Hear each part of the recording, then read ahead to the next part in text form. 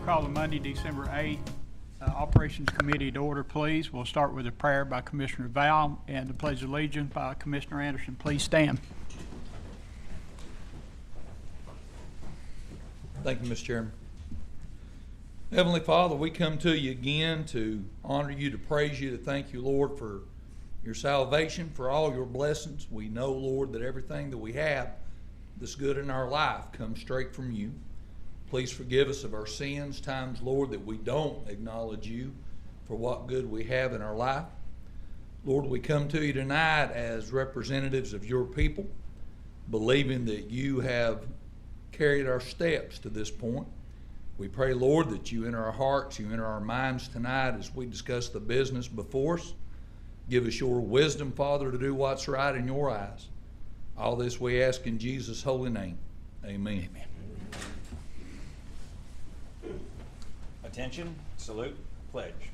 I pledge allegiance to the flag of the United States of America and to the republic for which it stands, one nation, under God, indivisible, with liberty and justice for all. Thank you. There's cupcakes and Chick-fil-A up here if anybody wants any. Just help yourself. Next, we'll do the approval of the agenda. Motion by Commissioner Foster, seconded by Commissioner Varon. All in favor say aye. Aye. Any opposed? Motion passes. Next is the appearance of citizens. Do we have anyone that would like to appear in front of this committee? You got 3 minutes. Please state your name and address. Hi, my name is Donna Heitmanek. I live at 185 Harbor Drive in Clinton. Good evening, Commissioners and Mayor Frank. Many of you know the movie Groundhog Day, where Bill Murray wakes up each morning only to relive the previous day. Unfortunately, that is how progress toward transparency at the Anderson County Animal Shelter now feels: repetitive, stagnant, and lacking meaningful forward movement. But unlike the movie, this situation is not a comedy. It affects real animals, volunteers, and citizens who expect better from their county leadership. On a recent visit, I did notice some positive changes: computerized information sheets for dogs and whiteboards tracking their walks. Many of the core issues remain unaddressed. Citizens continue to report difficulty getting the shelter to answer the phone, as the recent Facebook survey clearly showed. Commissioner Palmer shared by email that 3 commissioners will be appointed to the new advisory committee on December 15th, and that the mayor is selecting candidates for the remaining 6 seats. However, when I asked the mayor how citizens could apply or express interest, I received no answer. A transparent process requires openness, not private selection behind closed doors. The public deserves clarity, not silence. The promised walking path behind the shelter also remains unfinished. Volunteers must still walk dogs on a road with fast-moving traffic and no shoulder. It's dangerous and it's a liability, and it has already driven volunteers, including myself, away from helping. Additionally, secured parking areas for the shelter has been constructed, and yet it remains locked and unusable. Why spend taxpayer money on improvements that never become functional? And finally, my greatest concern of all is last spring the commission approved an operational audit on the shelter, yet it has still not occurred. An audit is not a gotcha tool. It's a standard method for identifying strengths and weaknesses. With the shelter budget nearing $500,000 for a small facility, how can a $5.5 million expansion be planned responsibly without understanding current operational deficiencies? Moving forward without this audit is fiscally reckless and irresponsible. Leadership in Anderson County must be held accountable for the safety, transparency, and fiscal stewardship of the animal shelter. The citizens, the animals, deserve better. As the saying goes, leadership is not about being in charge. It is about being accountable to those that you serve. It's time for Anderson County to demonstrate leadership that reflects honesty, responsibility, and respect for the public it serves. Thanks for your consideration. Anyone else come before this committee? Todd Waterman from 418 Orchard Knob Road in Clinton. I'm here because I'm excited about this Rails to Trails project. I think it would bring a lot of tourists to our area who are going to find out that there's a lot more to do here when they're here, spend their money. Also, I'm excited that there could be such a beautifully scenic hike that people like me with arthritis, you know, I for all my life, you know, I've hiked and backpacked, and I can't really do that much anymore. You know, any trail that's up and down and sideways, you know, my body's going to be reminding me for days or weeks about that, you know. The same goes for my sweetie, Ellen. I was just talking to her a while ago about how we could actually hike this route together because railroads are as level as they can get. You know, that's how they get the freight up and down the hills. So I would love that, and I also think it would be a beautiful way to preserve the legacy of the Oneida and Western Railroad, which is one of the most fascinating railroads in the country. I've been reading about the Oneida and Western, but you know, it was out of business by the time I was old enough to go there, so I never rode on it. But I could hike that trail, and I think it would be lovely to preserve that legacy in that way.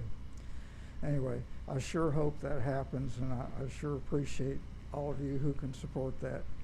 Thank you so much. Thank you.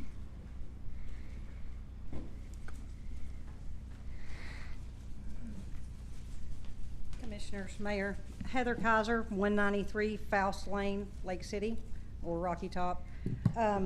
So today I've been to the animal shelter to retrieve a goat which was illegally obtained from my property by animal control. The animal control officer apparently came to my property at 6 p.m., crossed a fence and trespassed with no warrant, did not knock or notify me that he was on the property, violating my Fourth Amendment right, and took my goat to the animal shelter. He refused today to tell me what the goat had been fed for 3 days. My goat is bloated and not in good shape. I also brought with me paperwork that shows that animal control had no rights over my livestock. I've been in touch with the Tennessee Ag Commission, our Tennessee Agriculture Extension agents here in the county, and with the Ag Crimes Division to obtain livestock. If they have to contact Tennessee Department of Agriculture, who will send out their own investigators. The goat has a wound on his nose from a harness he wears. He was tied to a fence that he is in the process of clearing. He is under shelter of trees. He is given water and feed. He is a very healthy pet goat that has been bottle fed and raised I've had for 6 years. They were refusing to give me the goat back. I did get the goat back today and brought him home without paying the fees. They were insisting on vet care for a very superficial wound on his nose. While I was at the animal shelter, when I called this morning, I was treated very rudely. When I went there today, I was treated very rudely, and they threatened me with making everything public and the pictures he had taken of the goat's nose public, which is fine because they're public on my Facebook page. He also threatened me with filing a complaint with the Tennessee Department of Agriculture. Fortunately, I've already filed a complaint with them, and the Ag Crimes Division is involved. So I brought copies of the laws. If anybody wants those, I can hand them to y'all, or You bring them to me. okay.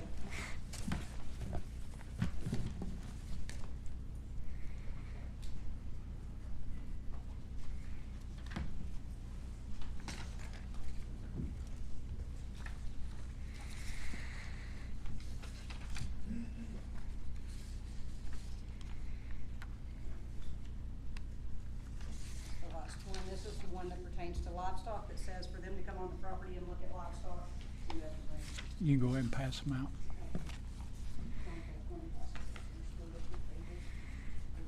Laws pertaining to this. And this is the last one. The last one pertains to the Ag Department, and that they have to be notified before an animal can be taken, and an Ag Extension agent or somebody, a veterinarian, or somebody with an animal sciences degree has to be on the premises, and then they have to obtain a warrant to take an animal from the property. Okay. I've been a citizen of Anderson County for 42 of my 51 years of life, and I do not wish to cause any problems with the county, but this can become an issue because I am willing to press charges for the trespassing. They destroyed an over $100 restraint system that we use on the goat, took the harness from my goat, had cost me time off work to get to the shelter, So I am willing, if something is not done about this, to press charges against Damon, who I dealt with, and against Anderson County. Okay. All right. All I can tell you is I found out about this at approximately 5:25, and all I can tell you right now is everything's under review. Thank you. But it is under review. Thank you. I All right. appreciate that. Appreciate You're the welcome. time. Could I ask her who it was that she said was threatening her? Sure. Ma'am, Ms. Kaiser, Ms. would you please Kaiser, I come just back had a up? question. Who was the person that was threatening you? I'm sorry. He was threatening me with making things public, calling the Tennessee Department of Ag on me, told me if I didn't want to pay the fees and fines that, his words were, when I said I'm not paying to retrieve my goat, I need my goat, he said, if that's the way you want to do it, then I will file a complaint with the state of Tennessee and this will go public. It will be made public with the pictures. Who was it? Damon was the man's name. Okay, thank you. I'm going to kind of piggyback off of that. My name is Brianna Stanford, and I am with University of Tennessee TSU Extension here in Anderson County. I am an agriculture agent. Ms. Kaiser called us this morning about this situation where I also, had to contact our Tennessee Department of Agriculture rep, Michael Cross, who also got in contact with the Tennessee Ag Crimes Department and was informed of all of this information, and they had asked if I would just go visit the shelter and drop this code off. I think that's what she passed out. We dropped the code off to Mr. Damon at the animal shelter, and just trying to explain to him very respectfully that unfortunately he was violating Tennessee state law when it comes to livestock. He threw me out of the shelter today. Was very rude and very disrespectful. So I don't appreciate that. But that Physically or verbally? verbally. Okay. Verbally, yes. So in that then brought to light that maybe we do have an issue with our county government and our officials not knowing what the law is, which is concerning for us in agriculture when we put so much time, effort, blood, sweat, and tears into raising livestock that anybody can just think they can come on our property and take our goat because they don't like the situation that it's in, even though per Tennessee state law, it is an acceptable situation. So I just wanted to pass out a little information here with some contacts. Our Commissioner of Agriculture, Mr. Andy Holt, our Tennessee Department of Agriculture Animal Health Technician Michael Cross, our Agriculture Crime Unit, also the Tennessee Department of Agriculture Livestock Welfare website has the steps that are to be taken to make a complaint in regards to the care or suspected neglect of livestock, and that is not by calling animal control or by animal control being involved. That is by filling out a form on the Tennessee Department of Agriculture website to file that complaint, and I've got a copy of what that complaint looks like, so that way you guys can If you see. would, But it just bring them and let me look at them, and then you can disperse them. That's our rules. Here's what the form looks like when you fill it out. And here's the contact information. Okay. All right. You. Good.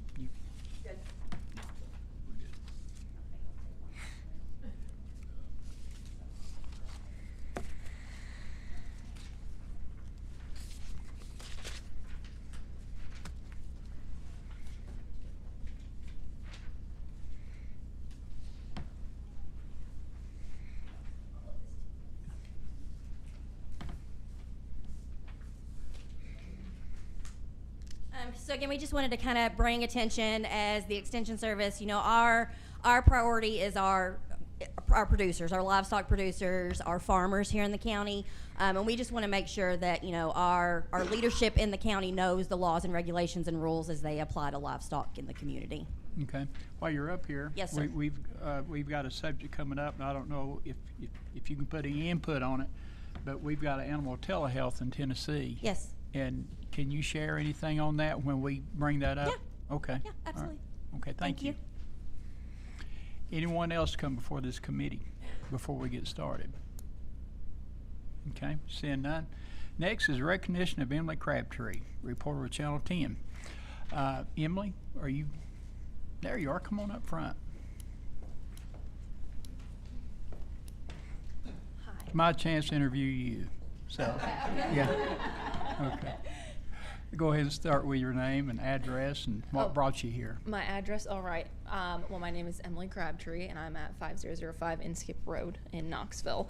And I was brought here today by you, Commissioner, for inviting me for recognition here. But you're from California? I am from California. I Mm-hmm. know, that's a touchy subject in some spots. I have family in Tullahoma. I promise I'm not just from anywhere, so. Yeah.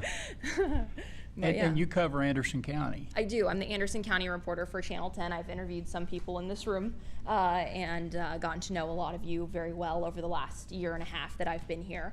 And so it's been great covering Anderson County. And I was telling someone the other day, I said, I think I know Anderson County better than I know Knox County, and I don't live here. So, But I just wanted to bring you up to introduce you to everybody and tell you how much we appreciate everything you've done, because you went over to New River.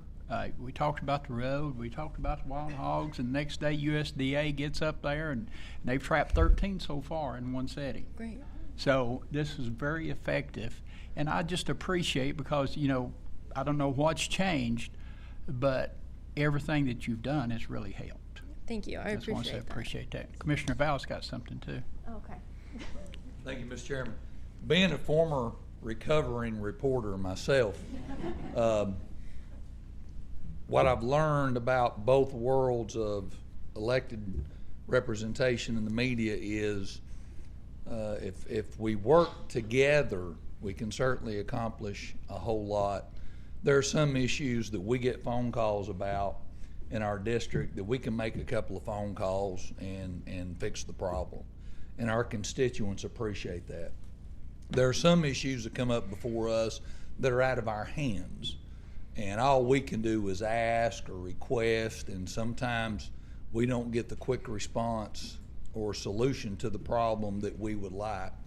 When we have a good working relationship with the media, when they understand they're part of our community as well, especially when you're dealing with someone like Emily, who understands that, we get movement on these issues and we get problem solved a lot easier than if it was just us sometimes beating our head against a wall.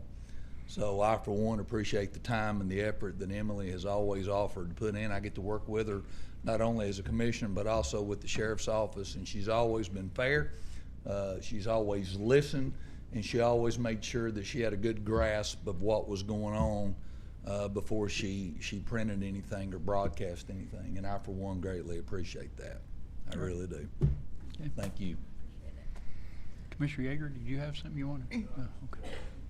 Okay. All right. Anyway, we thank you very much for what you do, and keep up the good work. Thank you, Commissioner. And Channel 10, your manager, we send our appreciation to him as well, or her. Thank you. All I right. appreciate it, Commissioner. Thank you.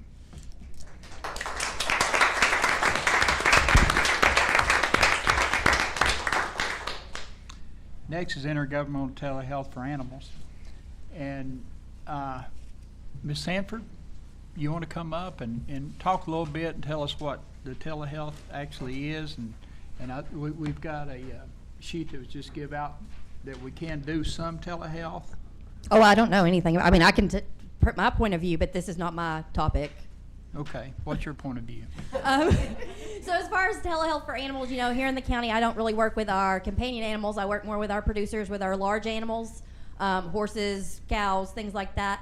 Telehealth would be great because for a large animal producer, it costs anywhere between $75 and $150 for a veterinarian to come out to your farm, just to step foot on your farm to look at your livestock. And then, of course, depending on what they do, it goes up from there. So with our specific producers in our county, and I mean most livestock producers nationwide, they can tell a veterinarian what's wrong with their animal before a veterinarian can probably tell them what's wrong with the animal. So they're pretty smart, been around a long time, can pretty much self-diagnose.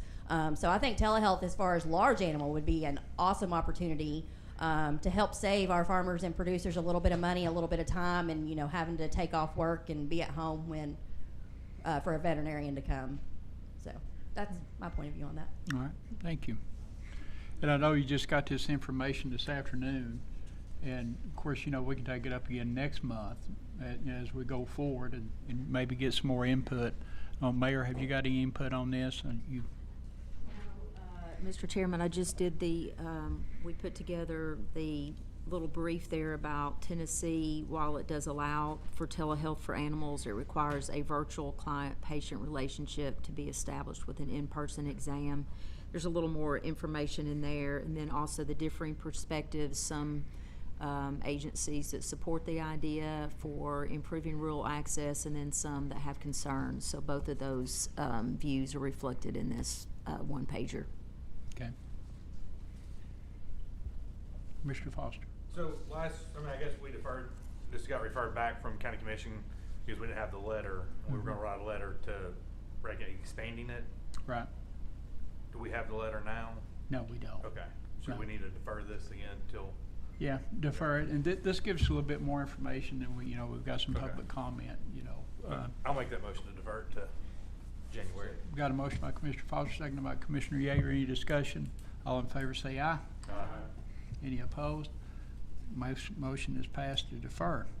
Next is the Fireworks Private Act, deferred from the November Operations Meeting under the Legislative Committee. Commissioner Wandell can't be here tonight. He's actually in New York. I don't know, Commissioner McNabb, do you know anything about this? Actually, the Fire Commission was going to take this up. Mr. Chairman, I do not. Okay. I've not heard what they know on that yet. Okay, because I think that was one of the holdups that we had last is get something from the Fire Commission. Mayor? I did attend the Fire Commission. Commissioner Palmer, Chairman Palmer was under the weather, and so I did go appear before Fire Commission for that, and then another item that I was appearing before Fire Commission on.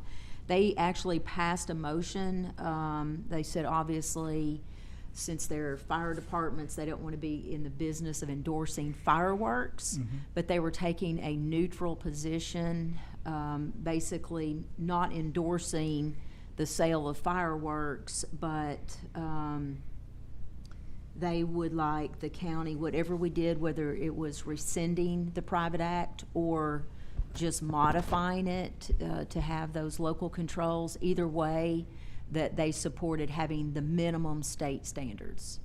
So that was the motion they put forward. One of the chiefs, for instance, his jurisdiction was for it, but of course, them being kind of in the business of always being for safety, they wanted to make sure that they weren't endorsing fireworks, but in terms of this private act, that we adopt the minimum standards, however that occurs. Okay.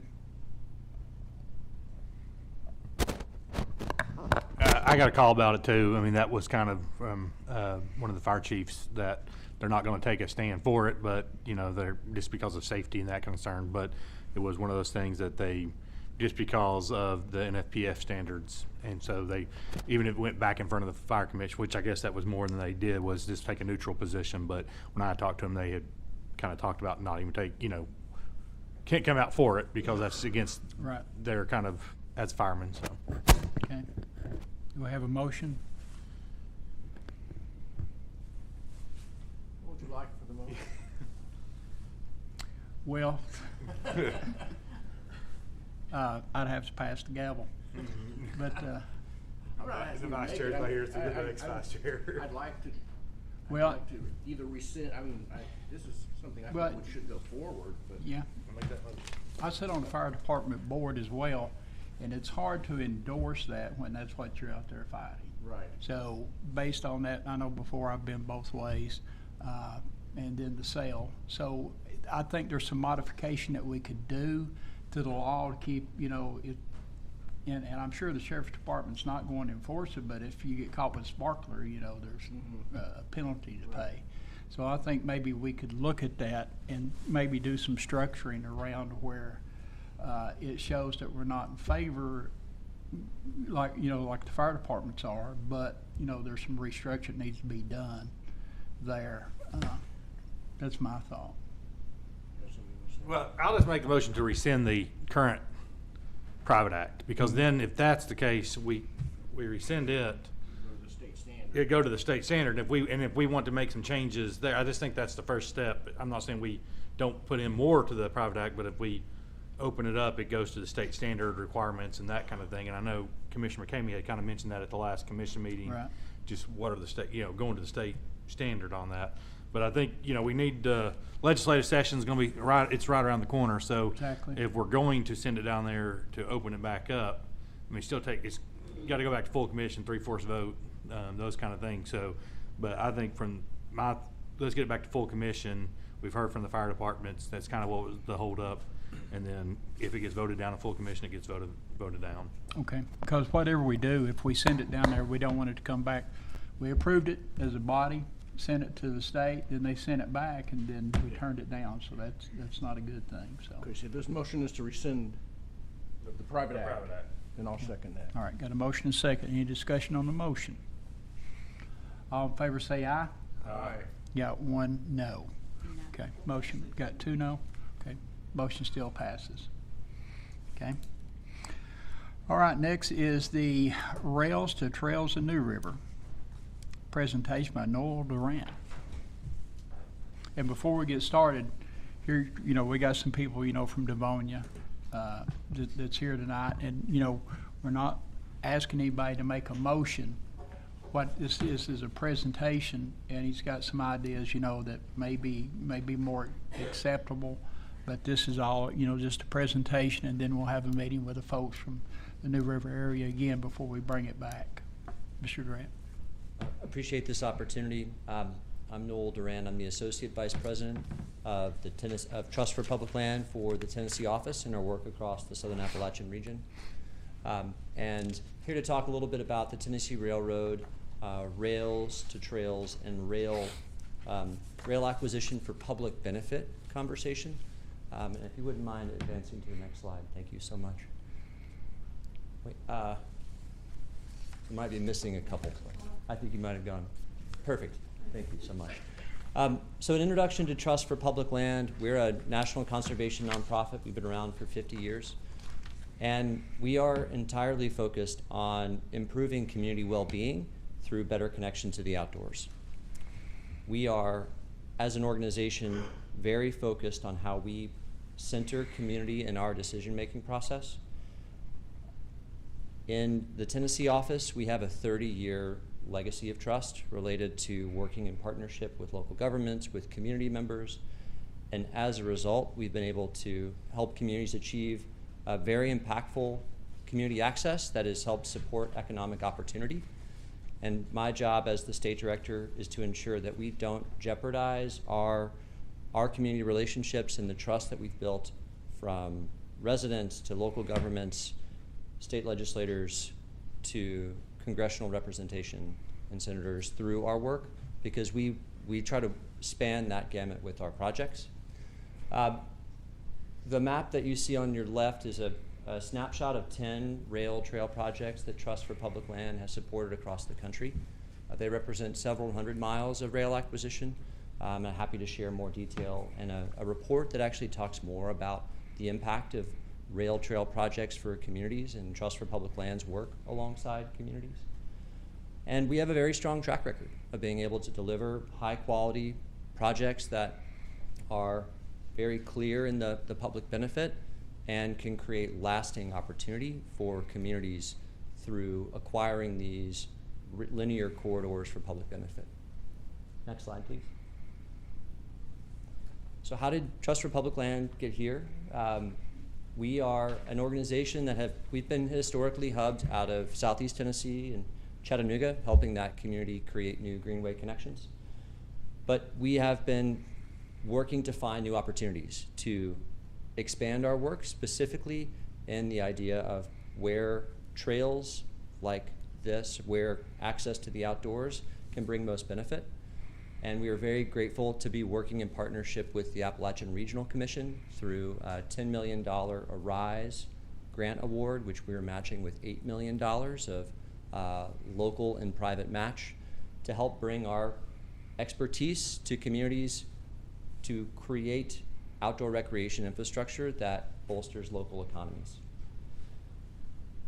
We'll be doing this work in 8 states over 5 years. That $18 million is not going to fund all of the projects. That's going to cover the staff time, due diligence, our community-based partnerships with local organizations, regional groups, to ensure that we have the right staff, that we can go secure the funding that's necessary. And we have a very strong track record of doing that. That is one of our expertise, is looking at how we can help them fund amazing opportunities for outdoor recreation infrastructure. When we think about the economic opportunities of trails, there's one study that I thought was really interesting, and it is from somewhat early in the Virginia Creeper Rail Trail project, a study from 2004 that showed less than 20% of the current visitation of the Virginia Creeper, with half of those visitors being local residents, still generated a significant economic impact, about $1.6 million of direct impact, and supported about 27 jobs. And the reason I mention that is because especially we don't want to think about economic opportunity at the expense of local communities. The most impactful trail projects are ones that support community well-being, that includes residents, and creates economic opportunity. That doesn't mean that it's about business operators' bottom line. It's about the overall community's well-being, and that's important for us as an organization. We don't want to come in and be pursuing a project that will weaken a community over time, and it's important that we center our work in that idea of what a community wants to see as its future. Our role so far has been to focus on how we are protecting the community's option for this corridor, and that this is for public benefit. And that corridor can mean a lot of options in the long run in terms of the time scale of public ownership. And that is really a decision that Trust for Public Land, it's not our role to make. Our role is to hold the door open. Next slide, please. And thinking about that role, where we are right now, we are under contract with R.J. Corman for a rail banking agreement, which protects the corridor, which would protect the corridor in its entirety. But as part of this process, we are conducting our initial due diligence with the title research, and it's too early to share definitive results. But if this corridor was to be abandoned, what we do know is that the resulting patchwork of properties that would revert back to adjacent landowners versus what we envision as being significant stretches that would be retained by the railroad and available for purchase by a private party or a business interest would create a very complicated management dynamic, because you could have one entity owning a portion and an adjacent landowner owning a piece as well. And it creates a really challenging place for consistent management of a rail bed that is could be inviting other uses that certain landowners might not agree with. So that current dynamic, by rail banking it, it would allow for a community to come up with a community-driven management plan that could identify a variety of opportunities. And that could include a trail project. It could include down the road, if a community is interested and it's feasible. Many communities have pursued trail projects alongside rail corridors, rails with trails, and that with an owned asset like that rail corridor, it creates that opportunity that would be lost if the corridor was to be abandoned. You can't recreate that 41-mile corridor in today's current dynamic. It'd be just impossible to reassemble that. So this is it's a way for Trust for Public Land right now. Again, our role is to focus on community-centered projects, and our current effort is to hold the door open for a community to get informed, think about how this could be a part of its future, and if this is something a community wants to see happen, we would love to be continuing to resource a community-informed planning process, which would identify what's feasible, what is in the New River community and across the 3 counties that this project would touch. is this something that the community would like to pursue? And so we would like to bring our full capacity where the community wants to see us as a partner. And we've seen really impactful results in places where we've had residents say this is important. And a lot of that work is focused on community history. What is the story of the railroad? How is this important to the identity of a community, and how can we support that through our work on the acquisition and our work on planning alongside community-based partners? And this is a chance for us to work alongside a new community for us, but with a process that we know has been impactful in other places. We've worked alongside congressional delegations to secure significant federal support for projects that have economic opportunity through trails, and we see this as being another compelling opportunity in a project like that. And where we think about where to go is just to keep the door open. We need to find out more. We need to come back, have more conversations alongside the community partners who are sharing along to residents. Here's where we are in the process. What would you like to see? Is a rail with trail something you'd like to have as an opportunity down the road? What are some of those management challenges? How have some of the investments in securing the corridor with barriers, how is that working? And the time for us to do this work and come back with clear information, that is really important for us right now, especially as we work on the due diligence across this corridor. We think this is it's a monumental chance for a community, but it's not one to be taken lightly, and we know it's not easy, especially given the impacts that folks are feeling. To think about something like this, it's a significant change from where things are, and it's something that hasn't been seen here, and it's important that communities' concerns, communities' vision for the future are incorporated in any sort of trail project that Trust for Public Land would support. It's the only way that I would get behind us finalizing acquisition, is if this really was a community-centered project. I can't hang Trust for Public Land's hat on a project if the community doesn't want it. And we're just asking for more time to come back with more information, more time for community members to voice their opinions and what their desires are, and see how that fits into the opportunity for a trail project. So with that, the last slide is sort of what we would like for the commission committee to consider, and that is the idea of a resolution of support for the trail in concept. It's not we'd like to explore more, and in that process, if this is something that the community would like to pursue in earnest, we know that coming with more information about the project, more information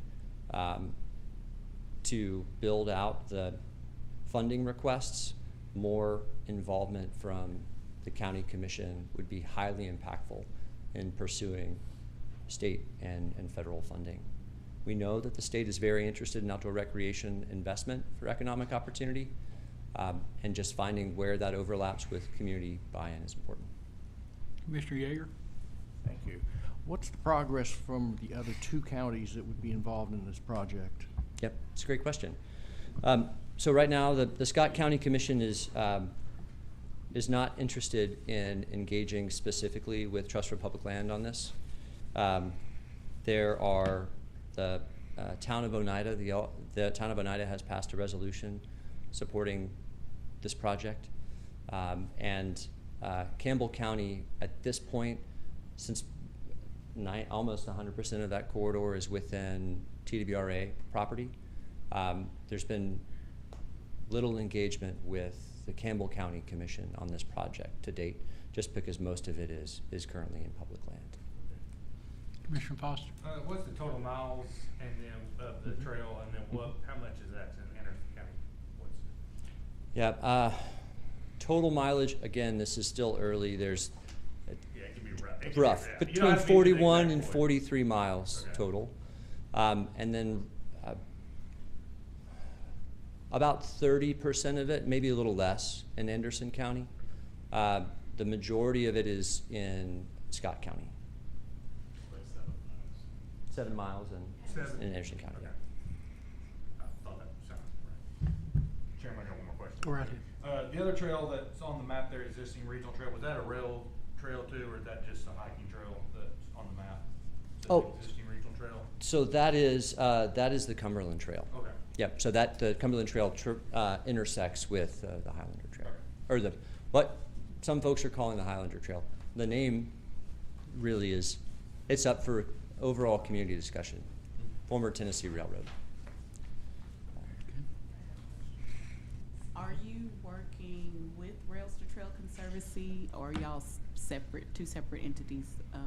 Are y'all working together, collaborating? Yes, we collaborate very closely with the Rails to Trails Conservancy around rail banking policy at the federal level, and then we work specifically. I would say we're very complementary organizations. Rails to Trails Conservancy works at the policy level and advocacy for Rails projects. Trust for Public Land works as an acquisition entity. So we negotiate purchase rail banking agreements and rail rights of way. So the Rails to Trails Conservancy, the most prolific rail to trail nonprofit, indispensable in the movement. Mm-hmm. Trust for Public Land is, we have protected the most linear mileage of rail trail projects through acquisition in the country. So we are very much like, we're complementary.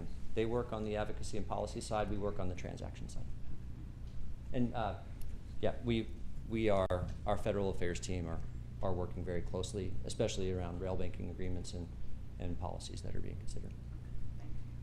Absolutely. Okay. So it's community, they would decide what they wanted, whether they want anything or not. Mm-hmm. And if, say, for instance, they wanted rails put back for a scenic train, that's possible? It would be a matter of feasibility. So Trust for Public Land wouldn't make the decision to put the rail back, but if in a community informed master plan, the idea of a scenic rail corridor came up as one of the top priorities, the idea of let's evaluate, is it feasible to put the rail back? What's it look like to maintain and operate that? And also understand what the benefits are of a trail project. And many communities are doing both.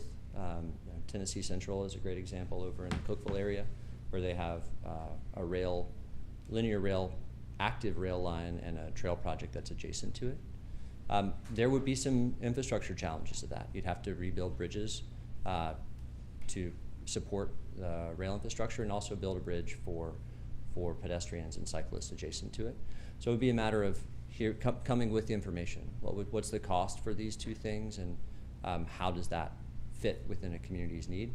For Trust for Public Land, if it was solely a scenic rail project, it would be difficult for us if that was the only focus without another component of public access, just because we know the benefits of getting outside and enjoying walking and hiking and cycling.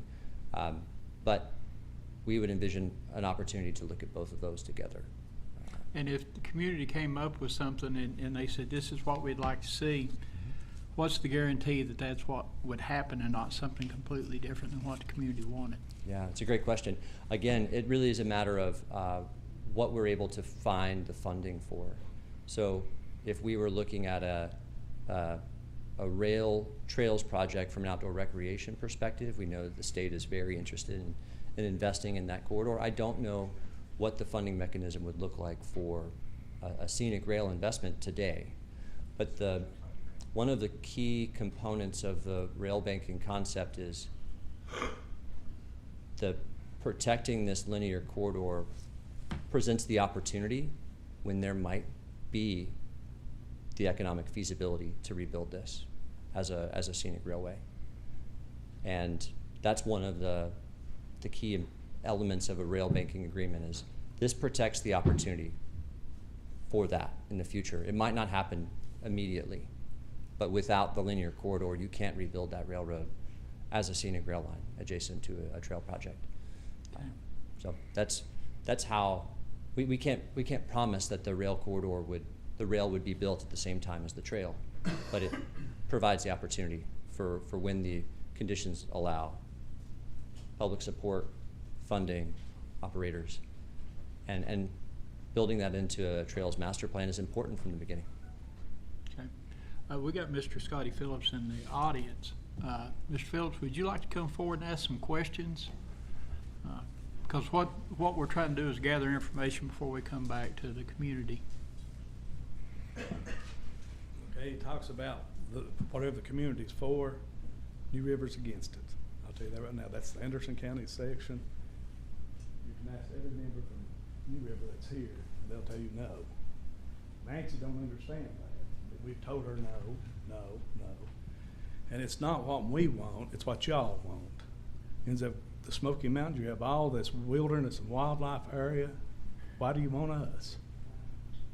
Mr. Phillips, address the chairman, please. Why do they want us? You know, that's what I don't understand. It's not, you know, I don't know how we make it any more clear to them. We do not want it, nor will we accept it. It's no benefit to our community whatsoever. The rails could have been something as a 140-year piece of our history.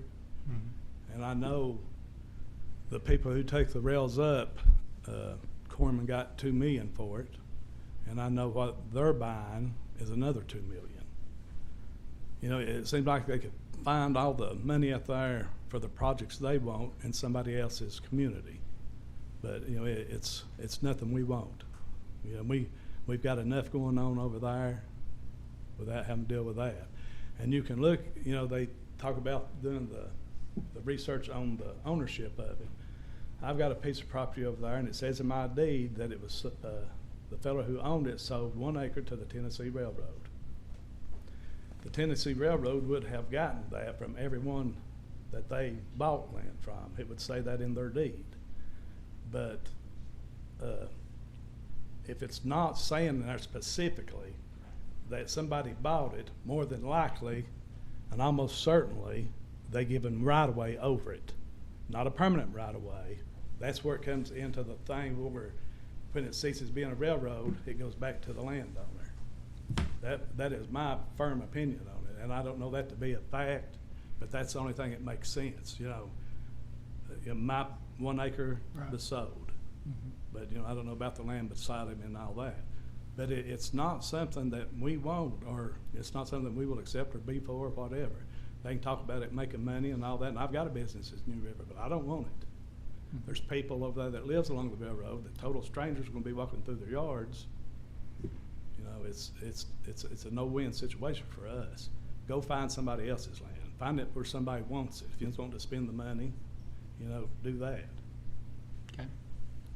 All right. I appreciate you, Mr. Phillips. Any other questions or comments or direction?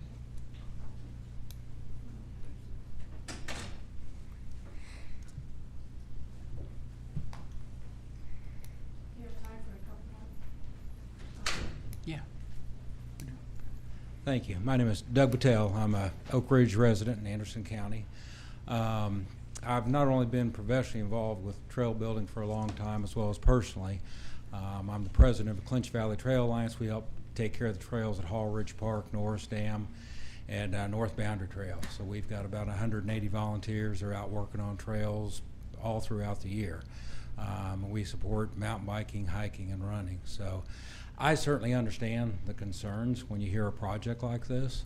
It's understandable. The one thing I'd say is thank you all for taking the time to listen to kind of both sides of this on the issues. That's an important part of the process. This is an incredible opportunity, I think, you know, to create something like this. And I've personally been to probably 7 different states and rode trails like this. I rode one for 150 miles from Cumberland, Maryland to Pittsburgh, Pennsylvania on a abandoned rail trail. All the little old railroad cities through there now cater to hikers and bikers. So it's been a business boom for a lot of small communities. And it's hard to think about that if you've never seen it. So that would be my one hope, is that do some research. You know, if you can get in your car and drive to a community and see what it's done on the positive side. Folks that are out there biking and hiking and running and walking, are not the folks you need to worry about in your community. It's all the other folks probably. They're out there up to no good. But typically these users are very positive, and I've done a lot of trips like this with my friends, and we spend a lot of money when we go into these communities too, and just enjoy the local communities and seeing different places. So I think it is a great opportunity. I understand the concerns. I've been working this stuff for years, and I see both sides of the coin here. When you haven't seen something and understand it, it is hard to know, is it going to be a good or bad thing for the community? I understand that.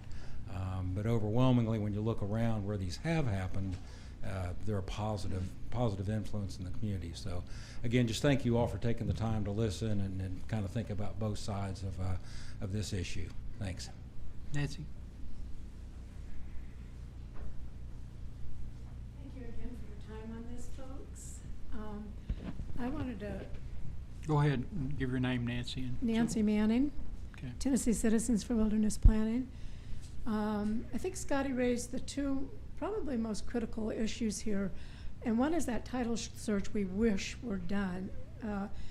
I did find the quitclaim deed for Anderson County. Actually, I have all three deeds, but for all three counties. Each one of those deeds has all the underlying deeds that are responsible for creating this corridor. And I've looked at every single deed.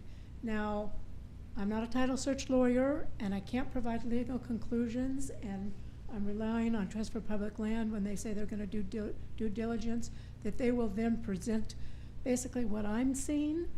I am concerned that if we just let the whole process disappear, we don't leave the door open, that landowners adjacent to this corridor will end up being very disappointed when they discover that most of this land probably is not going to revert to adjacent landowners. So I think that's an important reason to keep the door open. And the other thing he raised also, which I'm glad he did, because this issue was raised in Scott County, and I've heard it raised a couple times up here, and we haven't really talked about it much, but that is the common concern that adjacent landowners have, that it's going to be bad actors that are attracted to this trail, in other words, drug addicts and drunks.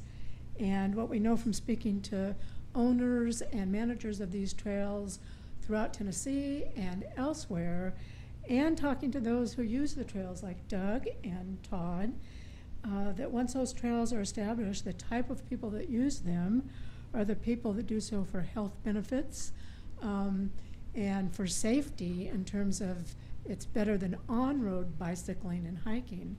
And conversely, the type of folks that pick out-of-the-way locations for these, drug activities are discouraged by this type of recreational activity, and we know that from the experience of other trails.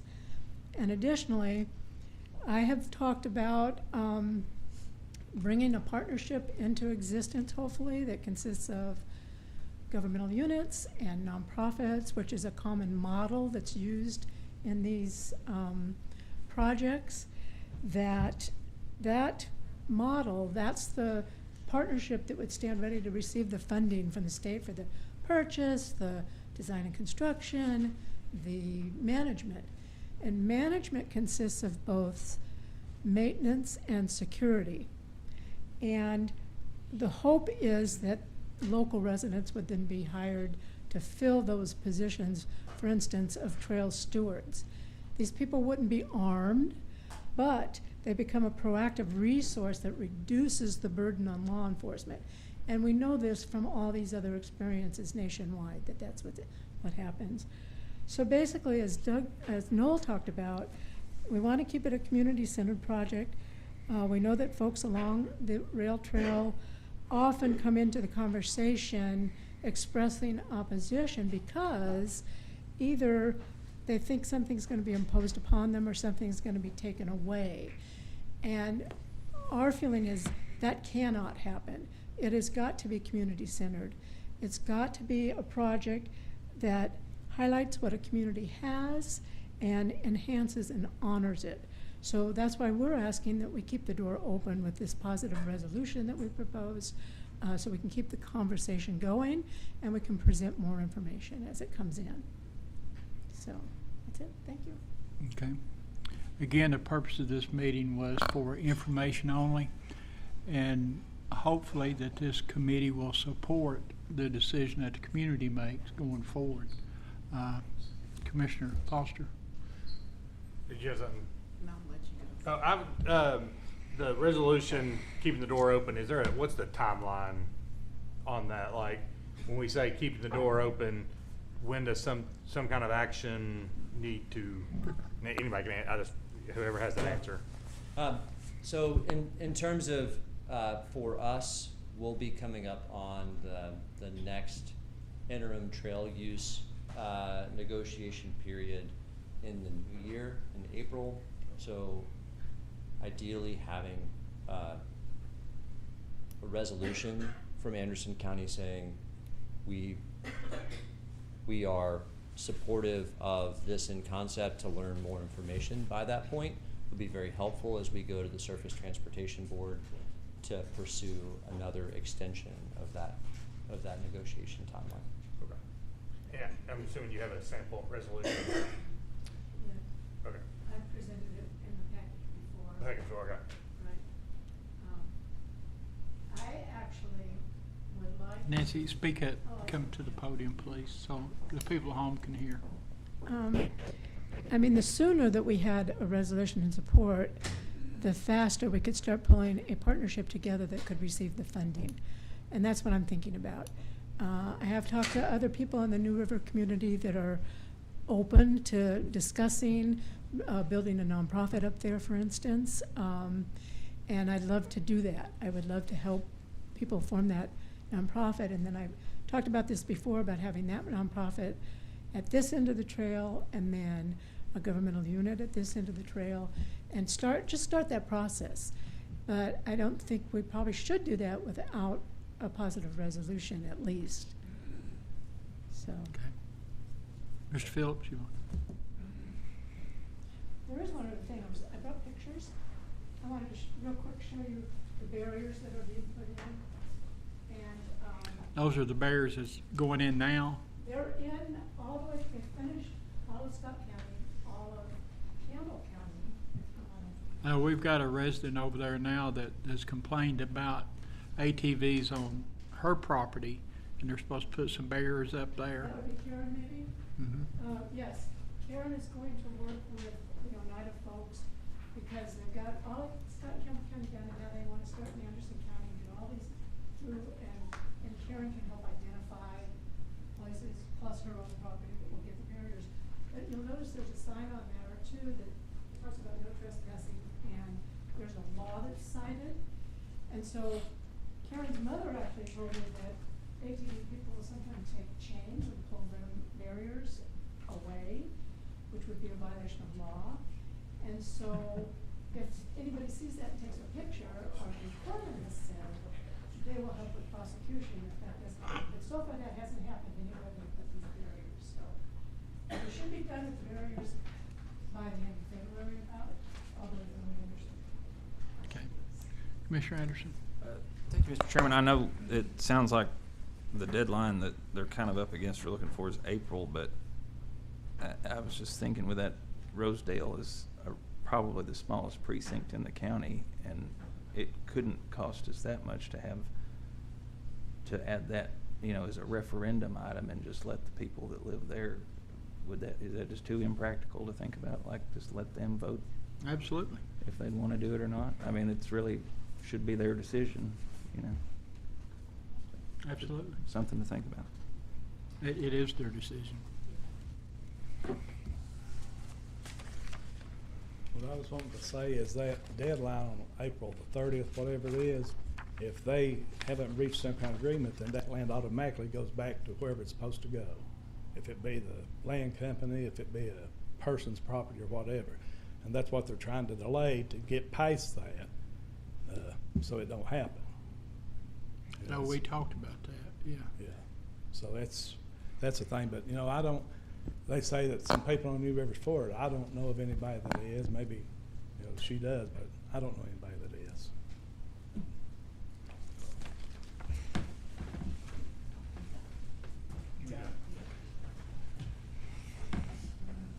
All right. Mr. Chairman. Yes, Commissioner Barron. If I could add my 2 cents on this thing, I mean, I've gone back and forth on it. Whenever I first saw it, I thought, well, this is a trail from basically nowhere to going nowhere. But, and I still have questions about it. But I am hearing from people in my district that are for it. We have a lot of trails in Oak Ridge already, and it really adds to our community. We don't have a security issue or drug users back there on the trails, stuff like that.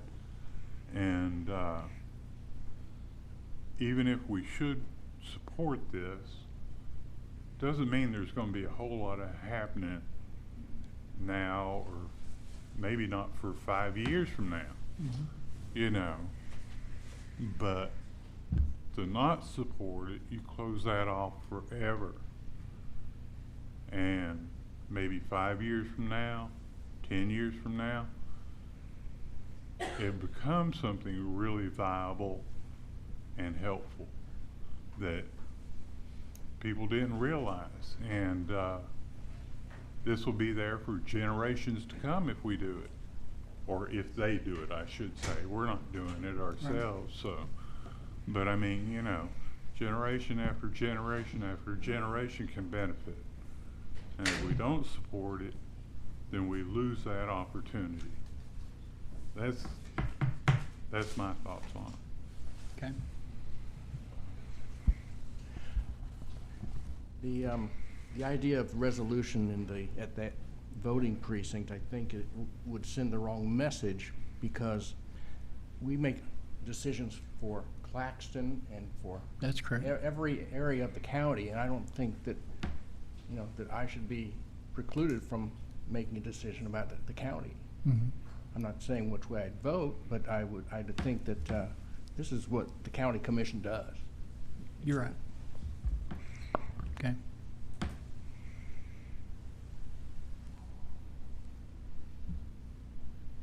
So we're not taking any action tonight? No, no. No. We'll just defer, you know, to next month again.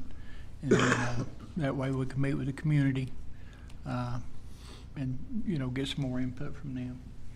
Can we get another copy of the resolution electronic? I know you said it was in the packet, but do you care to send that by email again too, just so we can review? Okay. I was looking back at my email, so thanks. Commissioner Val, you got anything on this?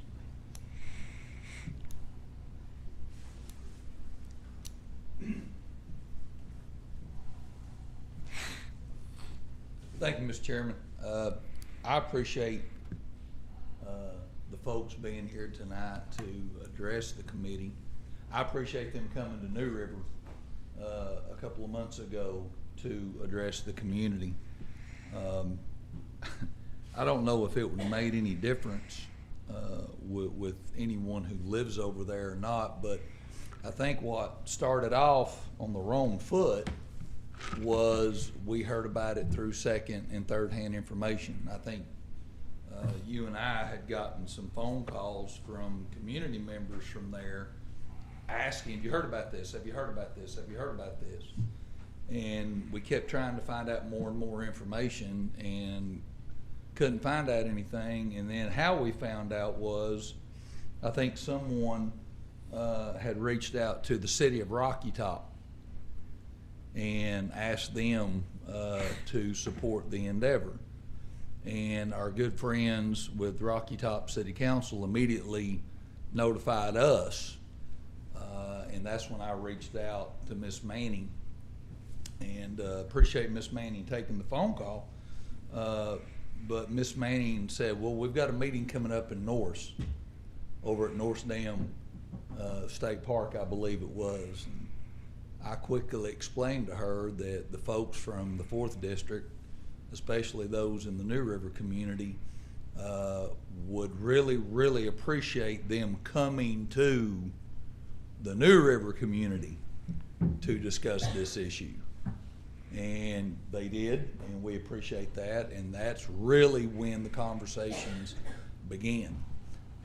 Now, you've heard here tonight Mr. Scotty Phillips, and if you wanted to go through the audience, and listen to every one of them, I'm sure they would tell you a similar opinion that Mr. Phillips did, is as of tonight, they're opposed to this project. If this resolution were to be sent to county commission tonight and I had a vote on it, I would certainly have to vote the way that the folks in the New River community wanted me to vote on it. I've heard the opinions tonight, and I'm not shutting anything down at this point, but I think there's more information that needs to come. One question that I would have is, if the people in the Anderson County part of this project were totally against this and said absolutely no, does that kill the entire project? If they still have Scott County that's against it at this point, I don't know, even if we voted to approve it tonight, I don't know what support that gives them. It sounds like there's a lot more information that needs to be addressed. There's a lot more conversations that need to take place. There are a lot more people who need to be involved in these conversations and have an opportunity to give their opinion. I understand Commissioner Barron's opinion on that, and I've always said that our job as commissioners, and I think Commissioner Yeager even mentioned it, our job as commissioners is to represent our districts, but we serve the whole county, and I certainly agree with that. I have no problem with that opinion. But I think there's a little bit more work that needs to be done on this project before we're ready to vote for a resolution supporting it. I believe that the Anderson County part you said, sir, that was 30%? Is that what you said? A little less than that? Okay. Are we the last 7 miles of this project? Okay. So, you know, I think there's still some questions that are out there about Anderson County's need to be involved in this and what happens if we say no. And I think, Commissioner Isabel, you're exactly right. We need to have some more meetings. We need to get the community more involved in those meetings, and maybe we can get to a resolution before long. Thank you. Thank you, Mr. Chairman. I'll make a motion to defer till January. Okay. Second. Got a motion and a second. All in favor say aye. Aye. Any opposed? Motion passes. Next is the mayor's report. I didn't have No anything on my report? agenda. No, sir. Okay. Law director's report. The only thing that we really have to go over is the cemetery letter, and that did go out in late November. Of course, you all know that Jamie's out. He's had surgery today. He should return later this week. Okay with that? Yes. Okay. Yeah. He'll be in recovery for a while, but yes. the Thank surgery you. went well. Go ahead. That's all we And have the to cemetery letter, what's your opinion of that? Do you think that that'll be supported, or any idea? I know that there's been several organizations that have also been seeking support. I would hope so. Okay, because that, the people that, this is mostly for the New River area now. Mm-hmm. Okay. All right, any other updates or any questions? I've got a question. Commissioner Barron. On this thing here,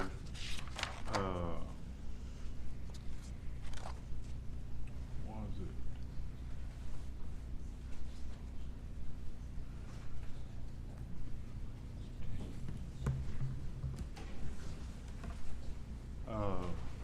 Prepare a response to open records request regarding ACAASC.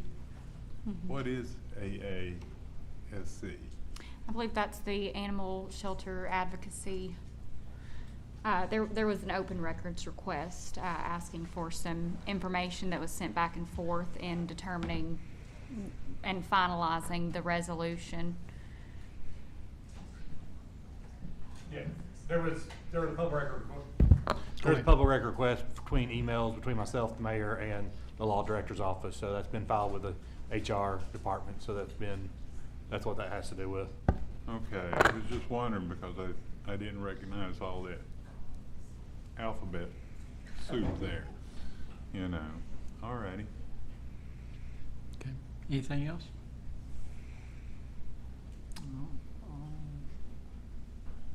Okay, we'll move on to the North Water Treatment Plant, and I brought that up. We've got some constituents that has got some concerns, and maybe Commissioner Anderson knows some more information. I've spoke with Shelley as well, and then I spoke with some of the people from Norris and from ACWA. And what's happened is they went on people's property and just started doing surveys without notifying, letting them know what was going on. And then some of the people I've talked to, of course, we know that Norris needs that, and you know they got to have it.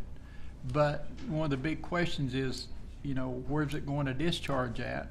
And talking to some of these constituents and the residents in that area, is they got some pretty good ideas about where it should go is right down the road and come out of Peach Orchard.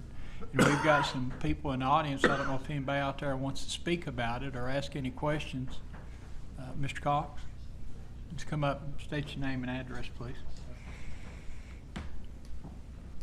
I'm Gordon Cox. I live at 1218 Hillvale in Andersonville. And Chairman and board members, Mayor, I appreciate the opportunity to talk briefly.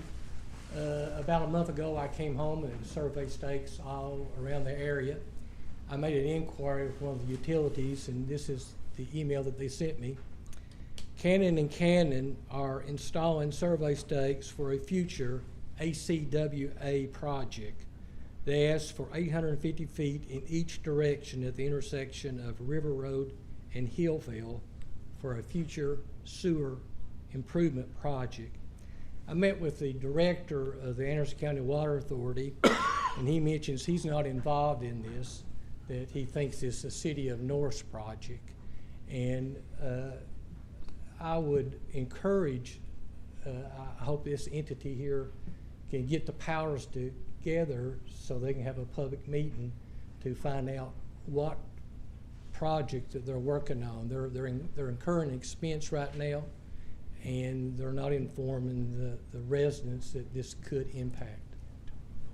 Okay. And that's the whole purpose of this meeting here is because we're trying to find out what's really happening, you know, and what can we do. And, you know, we don't want to discharge one of the most pristine pieces of property that's in Anderson County. When it looks like, you know, from what I understand, it's really common sense that it could be on county property and be discharged over at Peach Orchard. Instead of going down over people's personal property, we go down city property. Commissioner Anderson. I don't know if you've talked to Tony Wilkerson or not. I did. With the city, but do they already have a right-of-way on that? Or, I mean, it's out of the city limits, so I don't know how they'd really have any kind of ability to do eminent domain or no, other than, and we didn't really discuss that because what I wanted to know is, you know, why Cannon went on everybody's property and started surveying without permission.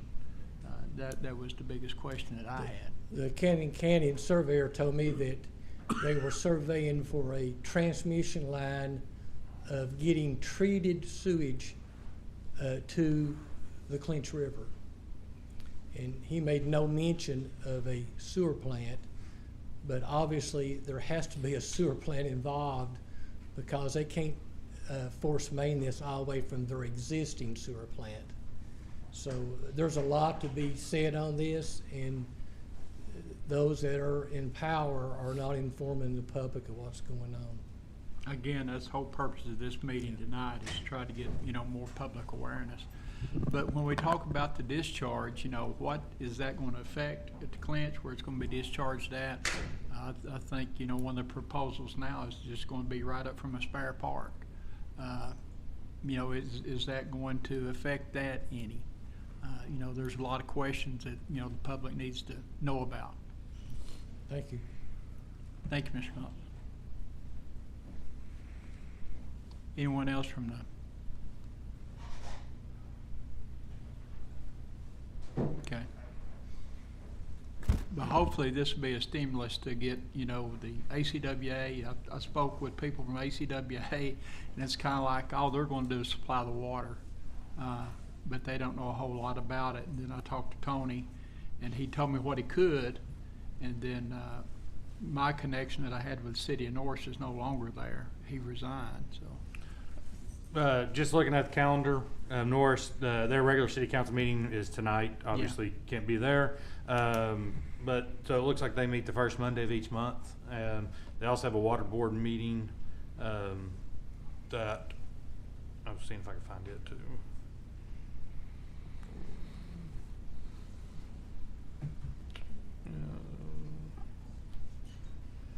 Looks like it's now mid-month. Yeah, they looks like they may have had two, but around the 17th, 15th. That's what the last ones are. November. So next one's coming up. I would think be next week in December. Just if it's their project too. I mean, they need to hear from people that you know that know there is concern. So that is, I would definitely reach out both to the regular council meeting, but also the water board, which I think the council serves as both currently. Well, my name's Mike Swisher. And I don't actually live on Hillvale, but my father does, my brother. And at one of the best pieces of property left there, where they have been surveying, and I think they've actually put some stakes down and some pins down. Is that right, Father? That's right. But there was no communication with us whatsoever on this project. And my understanding is it just Norris, or is it also Anderson County Water Authority, and is it CUV? How many of these? Who's all's involved in it?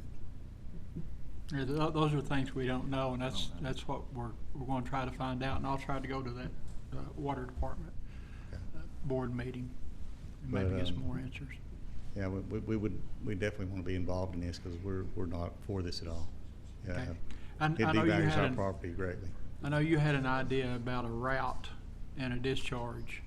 I didn't know. I mean, what about the piece of property that's where they have the free launch, and you also have all the watershed that they could take their line right through. That is actually Norris property. Why do they come to our property? We're not part of Norris. We're part of the county. Mm-hmm. And so there's no utility easement or anything there right now that they could use. I mean, they just showed up, right? So I don't know. Bobby, do you have anything to add? We would like to know more about it. Okay. And if you could let us know when the next city council meeting is, or we'll be there. Okay. Yeah, I'll get in touch with you. Okay. Mr. Chairman, I'm happy to reach out to Mayor Mitchell. I do know that the city of Norris for a long time has had sewer issues. There's a lot of coverage in the newspaper. I believe they're still under a commissioner's order, and so I think they're looking at how to address the situation. Typically what I've seen, I'm not an expert on any of the city functions, but I know, for instance, ACWA, they will be presented multiple options. So I don't know what those surveys mean. I'm not privy to any of that, but I'm happy to reach out to the mayor and see what he can provide by Monday's meeting. That'd be great. Okay. Yeah, we appreciate that. Like I say, Norris, they're under the state guideline to get it done, so we want to help them any way possible, but we want to do what's most effective and best for all the residents too. If there's another solution other than trying to take somebody's property, I think we want to make sure that that's looked at. Yeah, and I know there's been situations even with the ACWA, for instance, they may put together a plan, and the plan has, equipment in someone's yard, and, there'll be community response, and they'll re-engineer and look at other things. So, I mean, I don't have any information about what they're actually looking at, but I will ask and look into it and see what that process is, and if they're going to have a public hearing or anything like that. Okay. All right. Thank you. Just from one of my contacts with CUB, they have nothing to do with the project. Just to clear that up for y'all. Okay. Any other comments? All right, we'll move on to the Google recognition of the Rosedale community, and this comes from one of the residents, and he's done the Rosedale Event Center, and I think they had their first major concert last Friday. And what happens with Google is they recognize it as Briceville. When you see the Briceville sign that says 3.5 miles, well, you're in for another 45-minute ride from there. So, and yeah, Miss Crabtree can tell you all about that ride. Chairman? Yes. Apple Map does recognize Rosedale, so at least we have one of them. So we do have one. Mhm. And see, there's an area there that used to be a very successful area, was called Tioga. And that's one of the names they'd like to see, because that's actually where the resort is. So when they start doing all this planning and get this out, when somebody Googles that, you know, they really want to know, is there anything we could do to get Google to recognize the community for what it is, as Devonia, Rosedale, and Tioga. But maybe this is a law director's question or a mayor's question, or I don't know. I do know Representative Scarborough has met with the Google folks before in order to try to get some solutions for Carroll Hollow and Dutch Valley. And in my office, we've finished putting together kind of a history, thank you to the Sheriff's Department and Tennessee Highway Patrol, and getting all those accidents and everything to get to Representative Scarborough's connection. And so perhaps this is something we could pass along and see, you know, is it something that we need to do a request from this body, or is it something that they can just handle themselves? Okay. If, to Commissioner Yeager's point, if it's on Apple, then maybe we can get Google to do the same. Commissioner Yeager, do we need a motion to have our state representatives look at that while they look at this up? I'll make a motion to request a letter for, I guess we'll just send it to Mr. Scarborough. We'll start with him and make it official starting point anyway. Okay, we got a motion by Commissioner Yeager, seconded by Commissioner Foster. Any discussion on the motion? All in favor say aye. Aye. Any opposed? Motion passes unanimous. Next is discuss people collecting money at Edgemore and Claxton. Commissioner McNabb, you want to come forward? He's speaking for Commissioner Wydell as well. Thank you, Mr. Chairman. Appreciate the opportunity to speak on this. We are having it's nothing new. We've had a problem there for many years as far as groups going out, collecting money right there, you know, along by Claxton School. What I'm finding out about this, I've worked on this for a few days, is there's a legal way to do this and an illegal way to do it. I've spoken with Chief Galloway on this issue and Danny Phillips as well. Basically, these groups are supposed to have what's called the solicitor's permit. I know many of you may know this, but for the folks at home, with obtaining that permit, there are responsibilities as far as wearing safety, you know, the bright orange vests or yellow vests. What we're having, and Chief Galloway told me a story about Saturday, people are not wearing those vests on a foggy morning. You know, it's causing potentially very, you know, serious safety issues, among others. Another complaint we've gotten from constituents is people don't know who these groups are. It's not local people that are causing the problem, is my understanding. There are many great groups that are down there, like the Shriners, people like that follow every rule, and we certainly don't want to, you know, make it harder for them. But what I would suggest, this was brought up at the last commission meeting, is in digging into this, it is a little confusing, I think, for the public and what they need to do to get a permit. If you go to any of the websites, I went to the sheriff's website, the Anderson County website, and went into the zoning, there's nothing on there as far as like a fact of how do I get a solicitor's permit. So I was suggesting working with the law director's office, and I'm happy to do this, as far as maybe making a master document of what you need to do in order to obtain that, put it online so folks can see it. One of the big things is making sure that they are 501c3 status. I think when doing that, and there's more to the process, they have to get a background check, et cetera.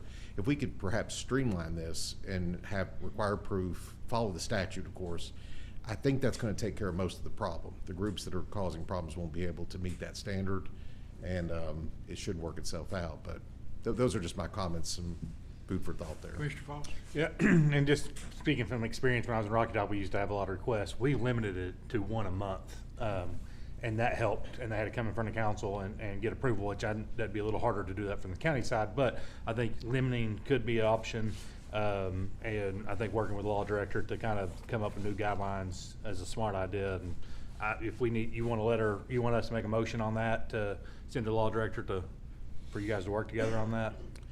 That'd be great, and be happy to do that and bring something back next month. I'll make that motion. Okay. I'll second it. Motion by Commissioner Foster, seconded by Commissioner Capshaw. Discussion on the motion. All in favor say aye. Aye. Any opposed? Motion passes unanimous. Thank you. Thank you, Commissioner McNabb. Request from Commissioner Wandell is the Claxon Kids Palace update. Mayor, I don't know if you've got any of these. Of course, we know that's been taken down now. Yes, sir, and we are working on a survey for the relocation of the park.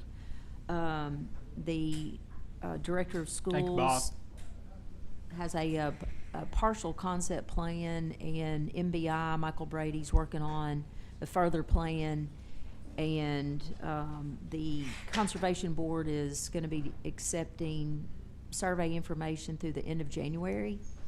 Mm-hmm. Stephanie Wells is managing all of that, and we've got that online, and she said there's been a good response so far. So we'd encourage folks to continue to do that.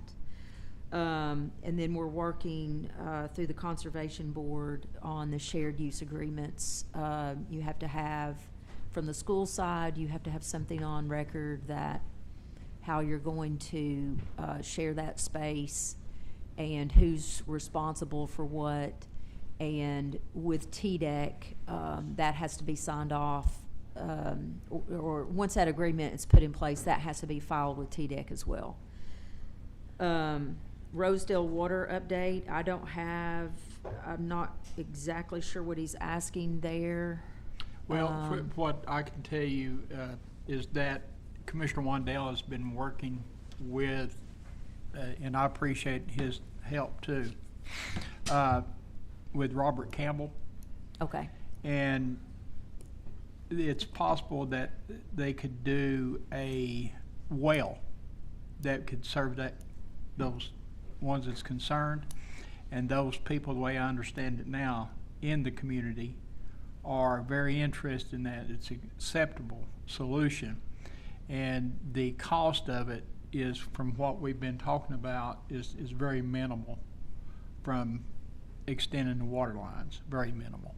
So that's kind of where we're at, and hopefully we'll know something by next month. Commissioner Val,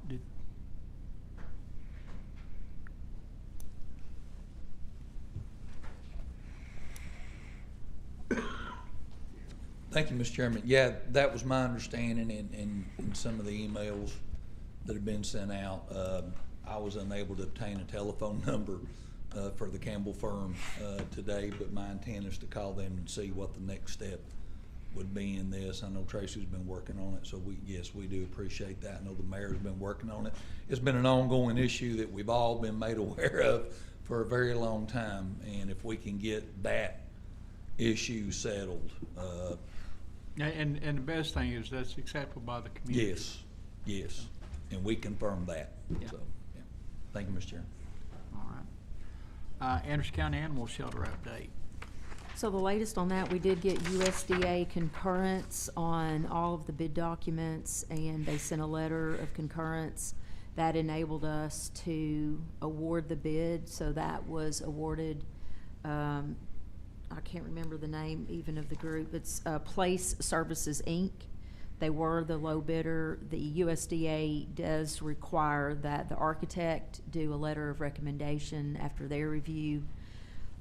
So they did make that recommendation as well. So that was awarded on 12/1. For the bond anticipation notes, that's basically your interim financing. We issued the RFP on that.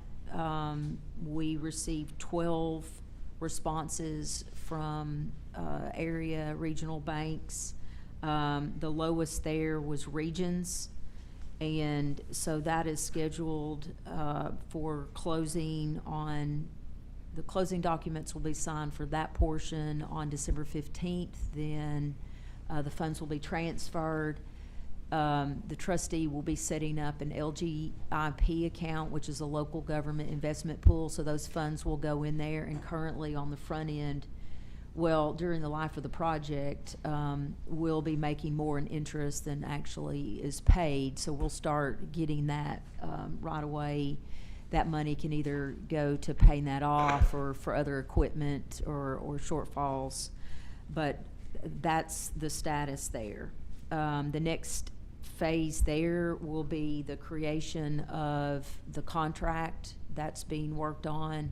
That has to get approved by the law director. It's got to get approved by Catherine, then that will come back to the commission for approval in January before anything can get started.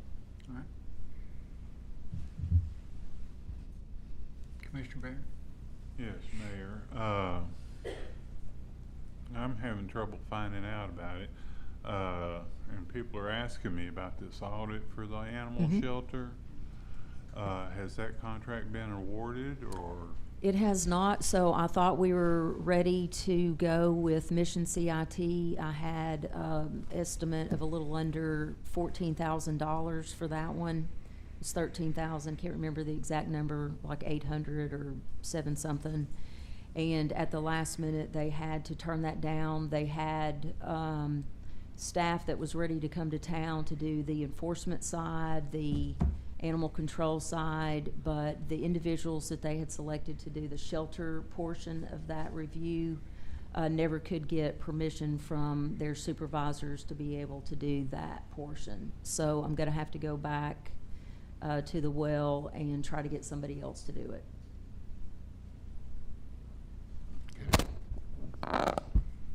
And that's that group that had previously did the EMS audit for us, and They did dispatch and fire study. Okay.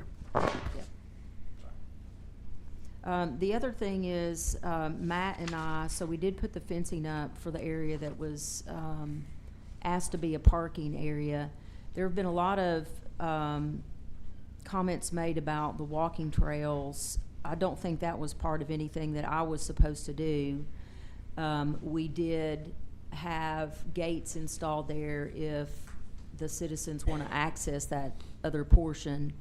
But Matt Childress, who's the director of our other facilities, we have some real concerns about going behind that building. If you go back behind the building, in terms of an ADA access, in terms of moisture and conditions back there, it's not really advisable. So what Matt and I have looked at doing is taking that particular area, especially as we're building a new shelter, maybe instead of installing, expending funds on concrete or pavement, doing an ADA type pea gravel, putting in some picnic tables there and making it more of a play area for the volunteers, an area that would be secure there. Matt did suggest moving maybe the one of the gates over just a little bit. So that's what we're looking at doing there. The shelter staff is building a wall inside the facility there. They're going to do a little bit of separation. So for instance, now if you want to visit with an animal, if you've been down there, it's very small, but if you want to visit with an animal, you've got folks coming in, it's very difficult to separate anyone. So they're going to put a little gate there. Matt's going to be doing this construction. They're going to be repainting in there, putting like a little locker area there for the employees.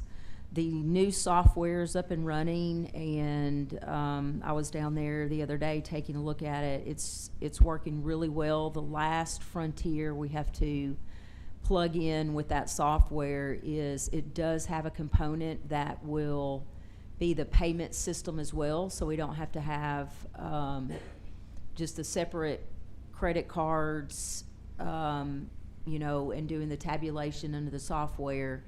it's all one, and one of the things about that is that does have an automatic, if you want to make a donation, and that has that capability. But we are gonna have to get finance there to help do that one last, final step with that particular software. But it's really neat stuff. It actually, will generate the names. It has, really good, basically the people who designed this particular program, this is what they do, is shelter work.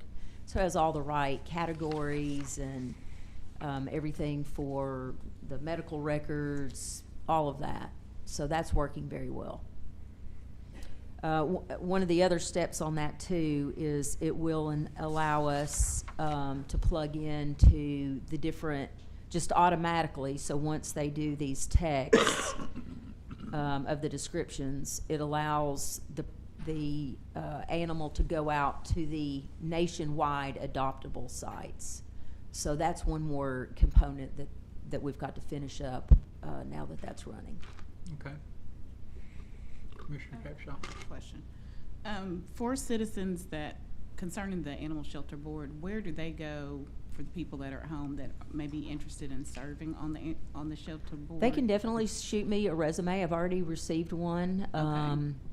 And what I've done in the past for planning and for conservation, as an example, is I have a application that is specific to identifying what your passions are. So for instance, on conservation board, it talks about what are your specialties. You like the financial management portion, you like trails, greenways, you know, blueways, those things. I just ask people to circle those. So I haven't finished one of those yet to be able to put out for folks, but they are welcome now to send resumes. Okay, and do you have a deadline for when they can turn in? I do Is that not, just no. rolling? Yep, Okay. yep. Okay, thank you. I've only received one so far. Okay. I know there's been plenty of coverage on it, so, but yeah. Okay, thank you. Any other questions? Okay, that brings us to the ACWA minutes, strategic planning update. We don't have anything to update from that. Yep. Okay. Unfinished business, we had another accident at Sinking Springs. I know Commissioner Capshaw, which she's chairman of the Highway Committee now, she's went out there and looked at that, and she's aware of the accident today, and that's something to be coming back up under the Highway Department. I think Commissioner Foster made a motion to have the city come to the Highway Committee and talk about it one time. But I think we're gonna send letters and maybe pick up the phone and call Roger. Yes. Not Luke. So. Yes. Which I know that wasn't you. That wasn't you. That was not me. Okay, all right. You got anything on that, or? No, I'm setting a meeting for January to address all Okay. of that. All right. Under new business, got anything for new business? I just want to say thanks for the refreshments this evening. Well, we got those cupcakes from Tina's Tasty Treats, which is Jasper Young's daughter. So we just gave her a little plug there. But I really appreciate you all, and from the bottom of my heart, because you all, the decisions you make for the whole county. I mean, you really take it, this committee really looks at everything. They don't just come up and make a decision just based on what happens during the meeting. I mean, you're always doing your homework, and you know what's going on, each and every one of you, and I really appreciate that. But, all right, anything else come before this committee? Thank you. Thank you.